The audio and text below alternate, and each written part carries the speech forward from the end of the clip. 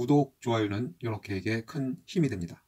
오늘은 두 번째 동영상으로 황제가 되면 백성을 괴롭히는 관상을 가진 진시황을 소개하겠습니다. 진시황은 이렇게 TV에 올린 일자천금, 이사한비자 편에서 소개했던 인물이죠. 관심 있는 분은 시청해 주시기 바랍니다. 자, 그러면 진시황을 간단하게 소개하겠습니다.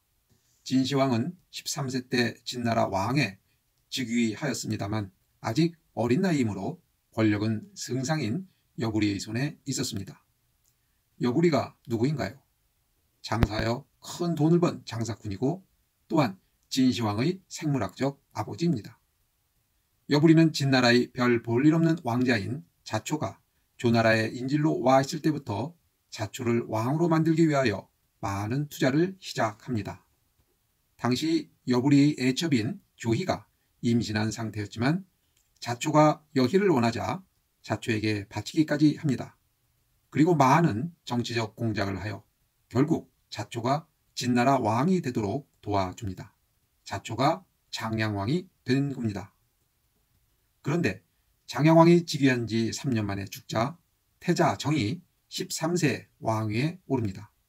여부리는 왕의 아버지의 버금가는 지위라는 뜻의 중부로 불리며 어린 진시황을 대신하여 진나라의 실질적인 권력자가 됩니다.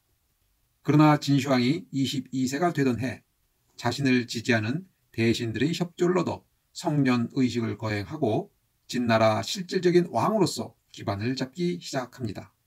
그리고 노예라는 가짜 환관의 모반 사건이 벌어지는데 이 사건이 여부리와 관련이 있다고 하여 여부리는 관직에서 물러나고 변방으로 유배됩니다. 진시황은 여부리에 대한 경계를 강화하니 여부리는 진시황의 뜻을 알아차리고 독약을 마시고 죽게 됩니다.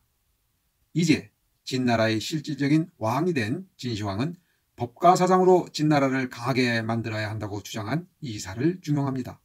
이사는 강력한 중앙집권 통치를 건의하고 분서갱유를 주장했습니다. 결국 법가와 다른 입장인 유가들의 책을 전부 불태워버리고 권력을 비판하는 유가들을 땅에 묻어버리는 무지막지한 독재 정권의 주동자가 됩니다. 이사는 계속 진시황의 신임을 받고 기원전 221년 진나라가 중국을 최초로 통일하는 데 큰 역할을 했습니다. 중국 통일에 기여한 인물로 위요라는 신하가 있었습니다.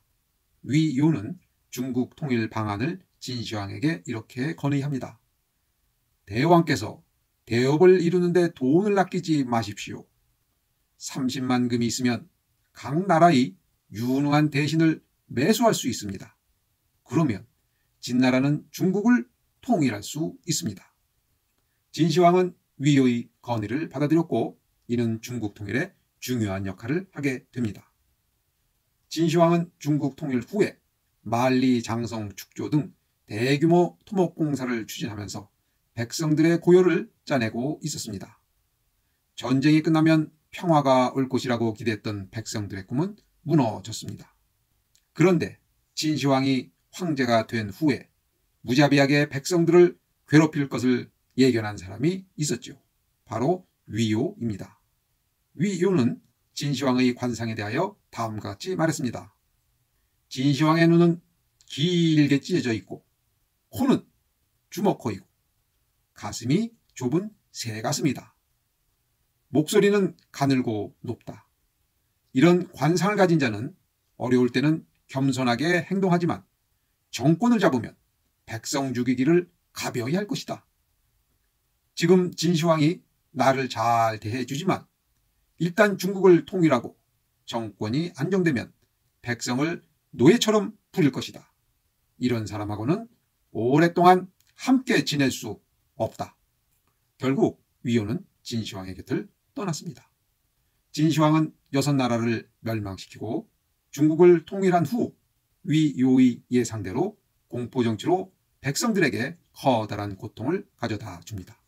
위요는 진시황의 관상에서 폭군의 그림자를 읽었고 진시황은 관상대로 백성들을 가벼이 죽였습니다.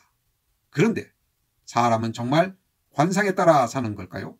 이에 대한 결론은 마지막 동영상에서 따져보겠습니다.